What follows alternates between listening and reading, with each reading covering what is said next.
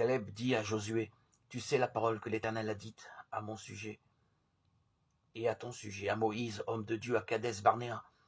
J'étais âgé de 40 ans. Et maintenant voici, moi je suis aujourd'hui âgé de 85 ans. Je suis encore aujourd'hui fort comme le jour où Moïse m'envoya. Et maintenant donne-moi cette montagne dont l'Éternel a parlé en ce jour-là. Les Anakim y sont, et de grandes villes fortes.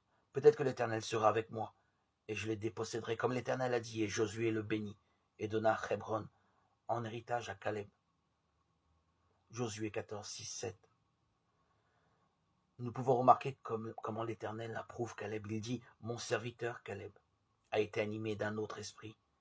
Il m'a pleinement suivi. » Ces paroles montrent à quel point le témoignage fidèle de Caleb a rempli de joie le cœur de l'Éternel. Caleb a été également un exemple de l'esprit de dévouement d'un disciple dans un jour mauvais.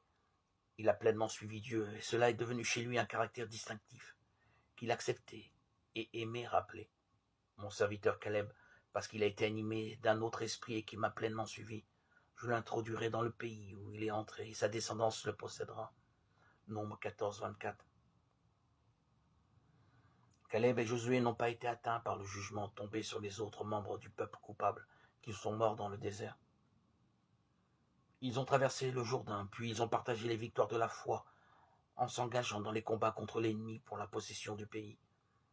En Josué 14, notre attention est de nouveau attirée sur Caleb. Il vient vers Josué à Gilgal pour réclamer l'héritage promis par l'Éternel.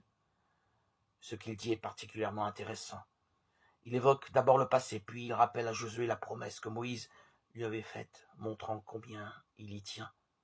Ensuite, il rend témoignage à la fidélité de l'Éternel qui l'a conservé en vie et à la force reçue à travers ses diverses expériences.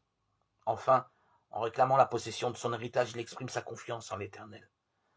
S'il est avec lui, il sera capable de déposséder les Anakim et de prendre leur ville, bien qu'elle soit grande et bien protégée, comme l'ont rappelé les espions.